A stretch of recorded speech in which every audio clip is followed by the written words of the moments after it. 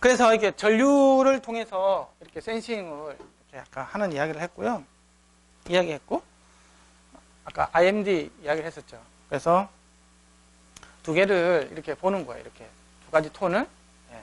소리를 한번 들어볼게요. 이제 전형적으로 들어갔을 때하고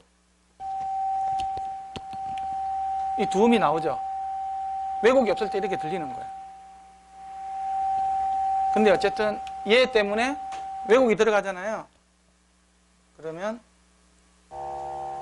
이렇게 들린다는 거예요. 희한하죠. 물론 굉장히 이제 얘가 비선형적으로 레벨을 크게 한다든지 비선형적으로 됐을 때는 지금 그럼 이런 것들이 지금 다 끼어 있는 상태예요. 지금. 아시겠죠?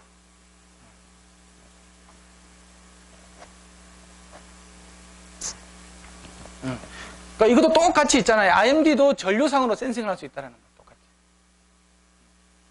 똑같습니다. 2차, 3차 IMD 이렇게 해가지고. 그러니까.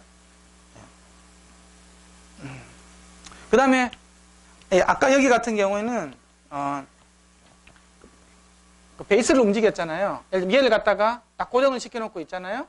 얘를 갖다가 0.5에서부터 얘 100이다 그러면 50Hz부터 200Hz까지 있잖아요. 쭉 수입하면서 움직여주는 거예요. 그러니까 여기 어쨌든 X를 주로 이제 움직여주는 거죠. 이렇게. 그렇게 하는 방식이 있고, 그 다음에는 보이스 수입이라는 방식이 있어요. 이거는 얘를 고정시켜 놓고요. 예를 들면 어디 하나를 0.5, 아까 뭐 예를 들면 100이다 그러면 50Hz 고정시켜 놓고 얘를 이제 500Hz부터 뭐 이렇게 2kHz까지를 갖다가 쭉 이렇게 가변시켜 주는 거예요. 얘를. 그렇게 해서 이렇게 보는 방법도 있어요. 이게 알마라는 건 뭐냐 그러면요. 알마가 아메리칸 라우드 스피커 매니팩처러 어소시에이션 약자예요. 그러니까 미국 뭐 스피커 제조자 협회 뭐 이런 식이거든요. 근데 그 미국이 전 세계잖아요. A가 인터내셔널이라 봐도 돼요. 여기 저도 이제 그 여기 회원으로 활동을 하고는 있는데 이게 라스베가스에서 C쇼 하죠. 그럼 이를 뭐 6일, 7일 하지 않습니까? 그거 3일 전에 열려요. 이틀 전이에요. 왜? C쇼라는 게 원래 오디오 중심 쇼였거든요. 그래 카오디오부터 해가지고 여러 가지 오디오 기계들이 있잖아요. 저는 많이 왔어요. 굉장히 오디오 관련된 기계가 최고 많아서 원래는 시초는. 그러다가 요즘에 정보통신 쪽으로 많이 넘어갔는데 그래서 전 세계 오디오에서 다 모이니까 그 며칠 전에 있잖아요. 다 오니까 며칠 전에 그 스피커 관련된 뭐 측정기기, 스피커 관련된 뭐 소재 부품들 하는 뭐 이런 회사들이 있잖아요. 다 모여가지고 워크숍을 했어요. 그게 알마예요. 워크숍을 이렇게 했었거든요.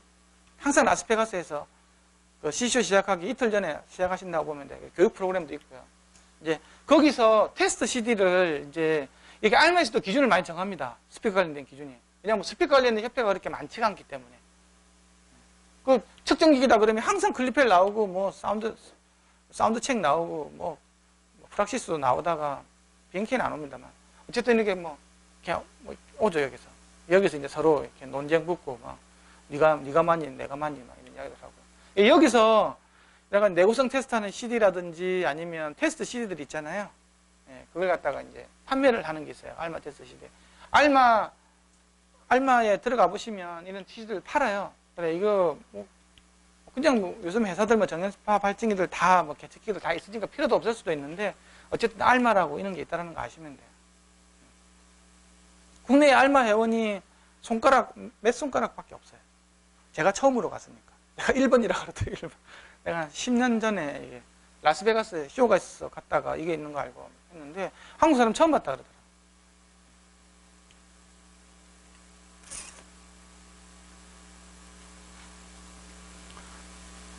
그래서 이제 이게 뭐냐 그러면요. 이게 THD로 보는 것보다 똑같은 스피커인데도 IMD로 보는 게 훨씬 더 잘 보인다는 그거예요.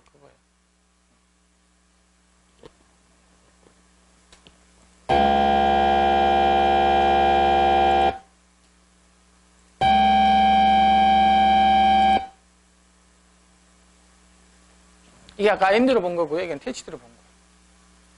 그러니까 이거는 단위를 내주는데 하모닉스가 쭉 끌려있는 형태가 되는 거고요. 이거는 이제 40Hz, 600Hz 두 개를 동시에 해줘가지고 이 왜곡 특성을 봅니다. 이거 사실은 저도 IMD를 가지고 여러 가지 분석을 하고 하는 것들을 이제 개발하면서 많이 해봐야 되는데 사실은 많이는 못 해봤어요. 어쨌든 여러분들은 이제 가셔가지고 이제 IMD를 이용을 해서, IMD는 꼭 클립필 장비가 없어도 할 수 있는 거잖아요. 마이크로폰을 해도 되는 거니까 하셔서 하시면 돼요. 그 의미를 아시고, 이게 나왔을 때 이게 무슨 의미인지를 정확하게 아셔야 되겠죠. 아까 보이스십도 똑같이 전류상에 다 할 수 있는 거예요. 마이크로폰 할 수 있는 건 전류상에 할 수 있는 거죠. 다음에는 멀티톤 부분이에요. 멀티톤은 그 여러 가지 뭐 예를 들면 1kg, 2kg, 3kg, 4kg, 5kg 뭐 그다음에 200, 100 이런 걸 갖다 동시에 쏴주는 거예요. 짱 소리다. 짱 이런 소리를 해주는 건데 이걸 가지고 되면 한 번에 지금은 아까는 이거 하나만 쏴서 보는 게 THD라고 그랬잖아요. 그렇죠? 여기시키는 거. 이 두 개를 여기시켜주는 게 IMD라고 그랬죠. 동시에 다 쏴주는 거. 그러면 이거와 이거의 상호작용이 생기는 거, 이거의 상호작용, 이거의 상호작용이 다 나오겠죠. 복잡한 서로 실제로 이게 우리 스피커에서 나오는 현상들이잖아요. 이게 쫙 다 있는 게 사실은 실제 우리 스피커인데 어쨌든 멀티톤이 스피커 오디오 시그널이 더 가까운 거죠. 각각의 상호작용들이 다 생기는 거니까. 근데 우리가 이렇게 그러면 오디오 시그널 가지고 측정을 하지 왜 그러면 시그널로 가져갑니까?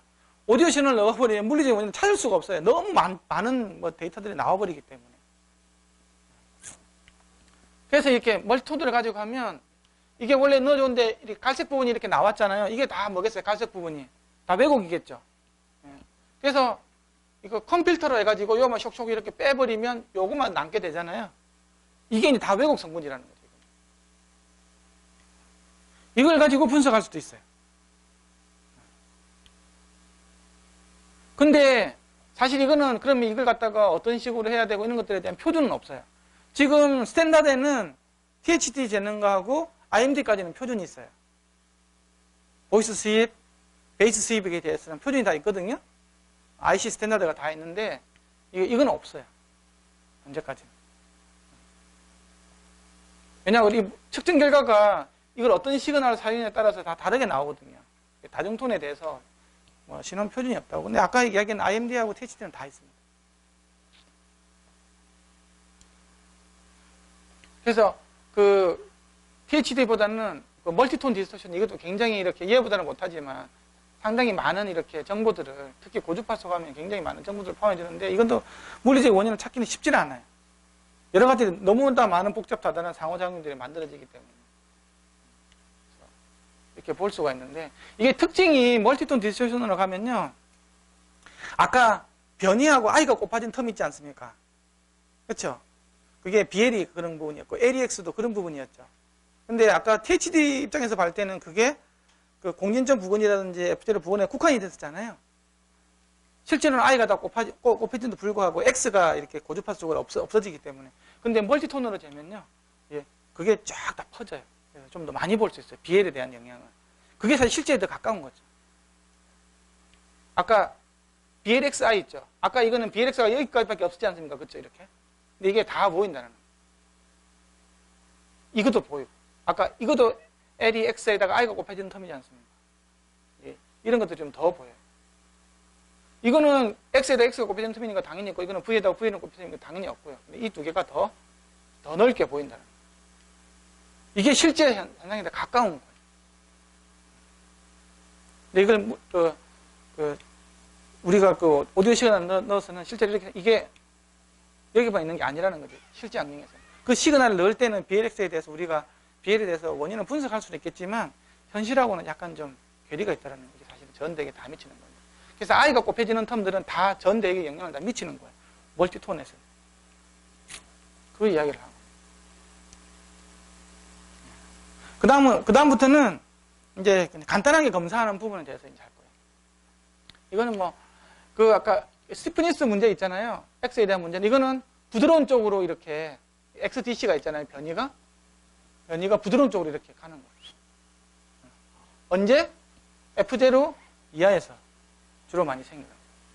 그래서 이거는 좀 이따 나오지만 간단하게 볼 수 있어요. 이렇게 서스펜션이 부드러운 쪽으로 이렇게 영향을 미친다는 거죠. 근데 이제 BL이 참 특이해요. BL은 공린점 이하에서는 BL이 맥시멈 쪽으로 가가지고요. 이게 굉장히 좋은 거예요. 자동적으로 지가 센터를 맞춰주는 쪽으로 가는데 이게 이제 그 F0 넘어가 버리면 이렇게 말도 안 되는 쪽으로 이렇게 가니 굉장히 불안정한 쪽으로 가요. 조금만 건드려주면 팍 딴 데서 움직이는 거예요. 바이프케이션 이것 때문에 생기는 거예요. 그래서 BL 같은 경우에는 특히 센터를 맞춰주는 게 굉장히 중요하다는 거예요. F0 이하에서는 굉장히 좋은 쪽으로 가고 있는데. 그래서 이제 눈으로 보면서 쉽게 할 수 있는 부분이에요. 서스펜션 아까 대칭부 보고 싶다. 그러면 F0점 부분이 있잖아요.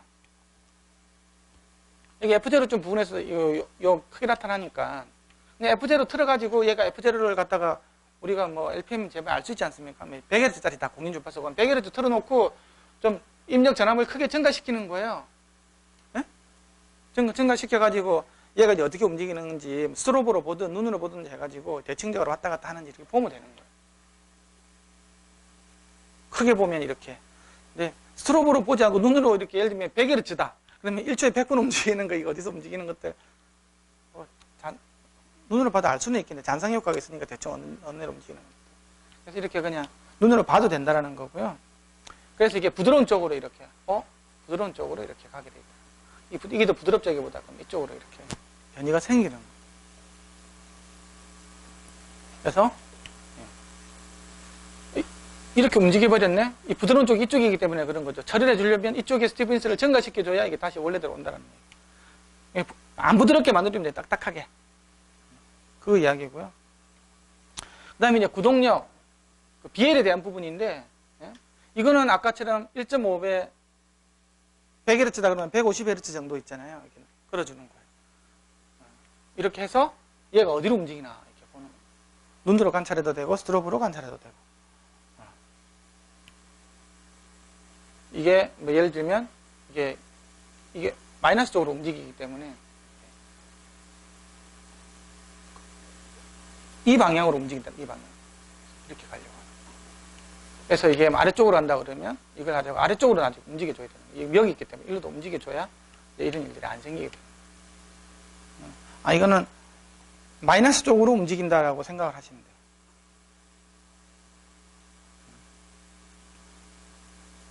그래서 이거는 보이스 코일 위치를 DC 변이 발생의 반대 방향으로 이동시켜주면 된다. 그래서 이걸 계속 이렇게 RMS를 갖다 계속 크게 해줄수록 DC가 점점 크게 걸리는 거죠. 이게 점점 커진다고. 실제로 재보면요, 이게 F0가 여기거든요. 0인 지점이잖아요. 이렇게. 여기다 그러면 이제 점점 이렇게 변이가 커져요. 이게 나중에 뭐가 되겠어? 나중에 이제 바텀 터치가 되겠죠. 탁탁탁 치게 된다. 아래로 친다. 실제 이런 일이 생깁니다. 시료로 이렇게 양산 모델 말고 그 중간 속에서 재보면 이런 것들 되게 많아요. 예를 들면 세트 업체다 그러면 스피커 시료를 받을 거잖아요. 받은 걸 가지고 이거 레이저를 가지고 DC 변이 있잖아요. 이게 사실 제일 중요한 거거든요. 재보면 이런 일 많이 생깁니다. 그러면 크게 든다고 하면 위험이 생긴다 그러고 그게 이제 계속 문제가 생겨요. 그 다음에 더 큰 문제는 뭐냐고 하면 스피커라는 게 서스펜션 계열이 있잖아요. 브레이크인이라는 게 걸려요. 계속 노화가 되거든요. 그러면 계속 아래쪽으로 처지게 돼 있어요. 기본적으로는. 뒤쪽으로. 점점 부드러워지기 때문에. 에이징이라는 말들은 결국은 스티프니스의 경도가 줄어드는 쪽이거든요. 계속 운동을 하면. 그럼 이게 점점 심해지는 거예요. 시간이 갈수록. 처음에 관리하는 기준이 굉장히 엄격해야 된다는 거죠. 루즈하게 관리하면 나중에는 더 많이 움직여가지고 더 잘 쳐져요. 그 부분이에요. 그 다음에 안정성 테스트라고 그랬죠. 이게 바이포케이션을 보는 겁니다. 그래서 툭 치면 이게 이렇게 움직여, 툭 치면 이렇게 움직이는 거. 이것도 똑같이 아까 이게 1.5배 되는 거. 가속도가 굉장히 큰 그 부분. 저번에 이거 한번 보셨죠? 한 번만 더 봅시다.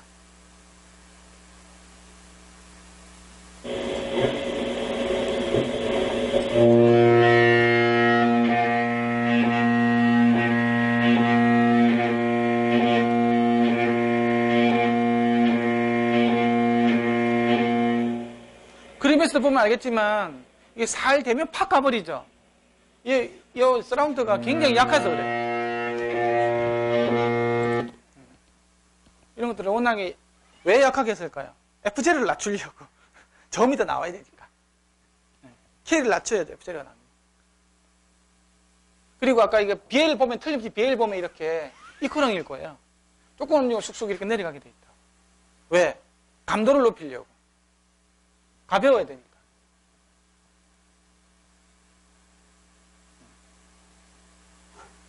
여기 이게 쑥 내려가는 이게 이렇게 안정 구간이 없죠, 이렇게. 그러면 이렇게 생긴다. 톡 치면, 그래서 조금 톡 치면 쑥 여기서 움직이는 거예요, 이렇게. 톡 치면 이 위치에서 막 움직였다가 또 위로 톡 치면 여기서 확 움직였다가 이런 식으로. 이게 두 상태로 이렇게 붕괴가 되어버리는 거예요. 이 안정 위치 자체가 불안하다라는 거지. 이게 고원지대가 있어야 되는데 고원지도가 없는 거예요, 산으로 치면. 그래서 서스펜션의 경도를 증가시켜 주든지 아니면 코일을 오버흥, 언더흥으로 해가지고 얘를 갖다가 이렇게 고원지대 있잖아요. 고원지대를 갖다가 더 많이 만들어 주든지 하는 이런 일들이 필요한 거예요.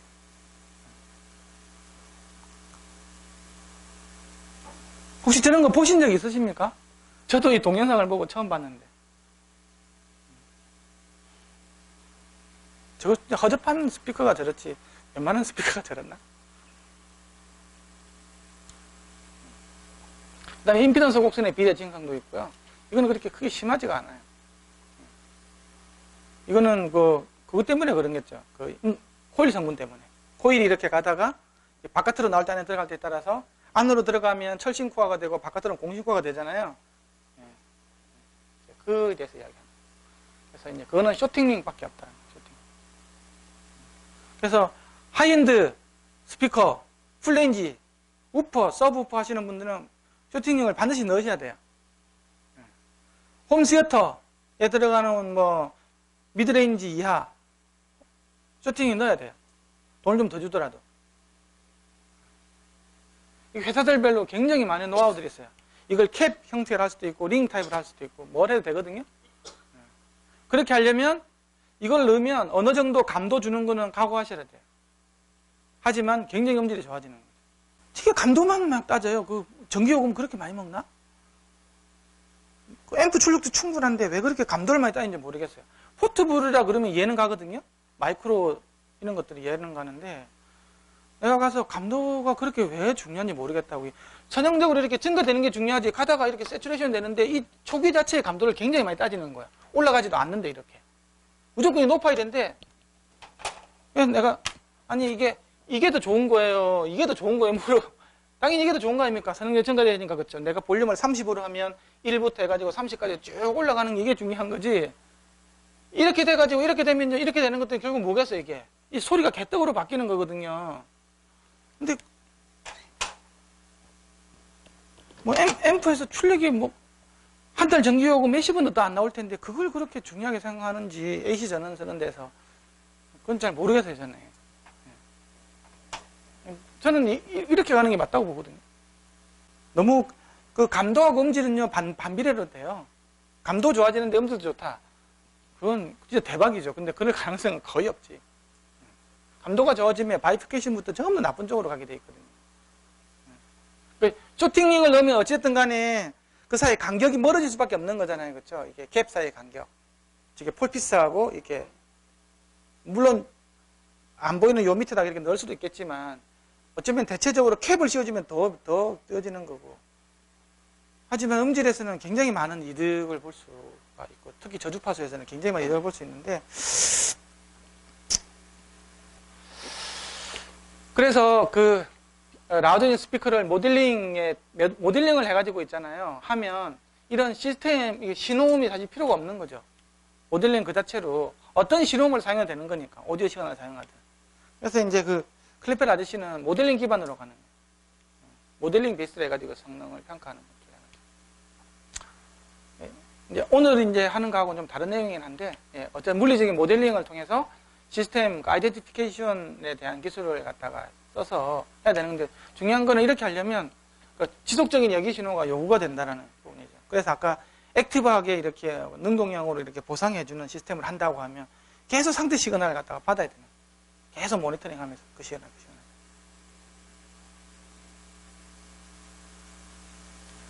이게 그거고요. 그래서 항상 앰프를 통해서 이렇게 어댑티브하게 이렇게 할 때는 이게 프로텍션 이 부분이 중요한 거거든요. 아까 열이라든지 그 변이라든지 이걸 갖다가 항상 모니터링 하면서 요 게인을 항상 조절해주는. 이렇게 하면 허접한 스피커를 쓰더라도 굉장히 출력이 높게 쓸 수 있겠지. 그리고 이 모델링을 통해서 얘가 갖고 있는 뭐 예를 들면 BL이 시프트가 됐다라든지 K가 시프트 됐다든지 그러면 그걸 갖다가 제가 자동적으로 보상을 해가지고 신호 자체를 갖다가 위에서 놀게끔 한다든지 뭐 이런 식으로 이제 바꿔주는 거죠. 이런 부분들이 이제 들어가야 된다. 전압 전류 기반으로 해서. 그래서 이게 쭉 나온 겁니다. 그래서 이게 이제 전압하고 전류를 가지고 이렇게 재면요. 뭘 할 수 있냐 그러면 TS 파라메타, 박스의 파라메타, 임피던스, 그 다음에 BL, KMS, CMX 이게 이 두 개 같은 거니까 역수 관계니까 그 다음에 RMS, 보이스 코일의 옵셋 몇 미리 정도 뭐 밑으로 있다 위로 있다. 그 다음에 서스펜션이 그 얼마 정도 비대칭적으로 되어 있나 0이다 그러면 완전 대칭일 거고 그 다음에 Xmax 알 수 있고요. 서멀 파라미터를 알 수 있어요. 온도. 이거는 보이스 코일의 열장, 이거는 마그넷 있잖아요. 열장. 뭐 이런 것들. 그 다음에 보이스 코일이 갖고 있는 열, 커피시티. 얼마만큼 얘가 갖다가 받아줄 수 있느냐는 거죠. 그 다음에 이거는 마그넷에 대한 열, 커피시턴스가 이런 것들. 이런 것들에 대해서 이렇게 알 수 있다는 거예요. 이 두 개, 정기적인 센싱을 통해서도. 이게 지금 그래서 QC 있잖아요. QC 라인에서 이제 쓰고 있는 건데 그러면 뭐 이거 말고 어디냐 그러면 LSI 이런 것들을 R&D 상에서 하는 게 뭐냐 그게 더 정확하죠.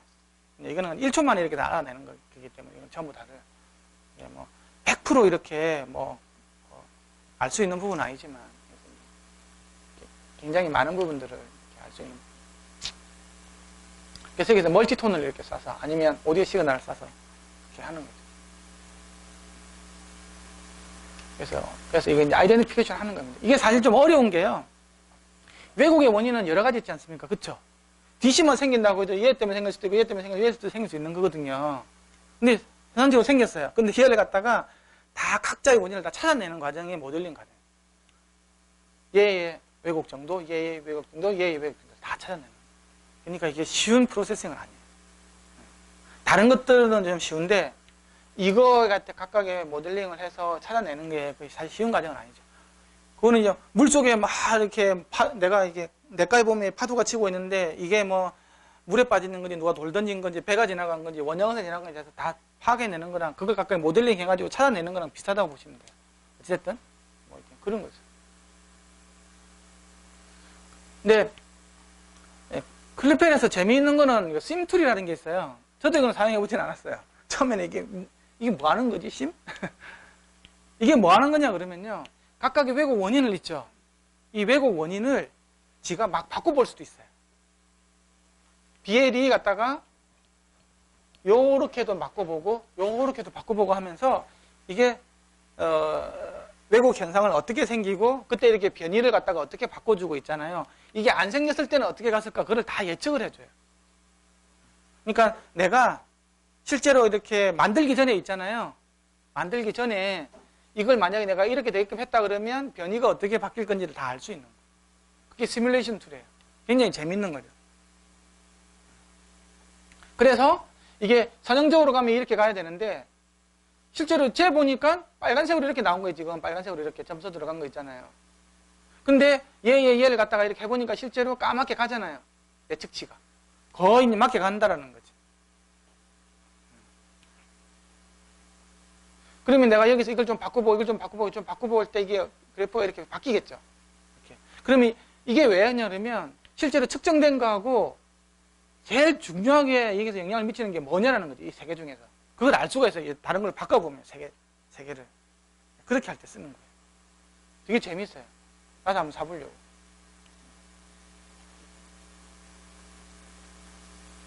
이 보면 어쨌든 저주파수 쪽으로 굉장히 컴프레션이 많이 걸렸죠. 이렇게 나가야 되는. 좀 스티프니스가 이제 여기서 확 올라가 버렸잖아요. 그렇죠? 그래서 스티프니스가 확 올라가 버렸죠.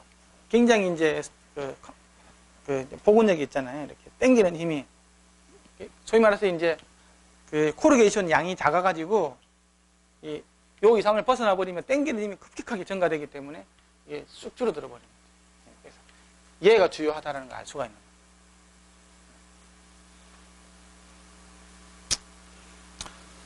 그래서 비선형성을 갖다가 해결하는 방법은요, 어쨌든 근거리 염장에서 마이크로폰을 재요. 그래서 충분히 SNR 확보해서 이렇게 측정을 해야 되는 거고, 그 다음에 아까 등가 입력 왜곡 있잖아요. 액티브 캔슬레이션을 이용을 해서 이렇게 하면 많이 없어질 수도 있는 거고, 그리고 얘에 대해서 단독으로는 보상이 불가능하고 또 피드백을 영향을 미치기 때문에 다 손을 봐야 된다는 거지. 그래서 DC 변이는 반드시 봐야 되는 거예요. 그래서 불안정성은 해결해야 된다는 부분들이고, 아까 심툴이 있죠. 심툴을 사용해서 이렇게 각각 이렇게 영향들 다 관찰할 수가 있어요. 그 다음에 이제 지금부터 할 이제 비정형 결함 있잖아요. 이걸 하기 위해서는 이제 그 크레스트 팩터라는 걸 통해서 이제 보면 이제 이게 비정형 결함하고, 지금 우리가 이거 지금까지 다 본 거는 정형이었잖아요. 레귤러한 부분이었잖아요. 계속 나오는 거. 보상이 가능한 거 하고, 비정형, 일레귤러하게 나오는 거를 갖다가 이제 그 크레스트 팩터라는 걸 측정을 해서 이제 해결해야 된다는 부분들이에요. 이제 오늘 나가는 이제 자료입니다. 6번이 있잖아요. 6번으로 들어가도록 하겠습니다.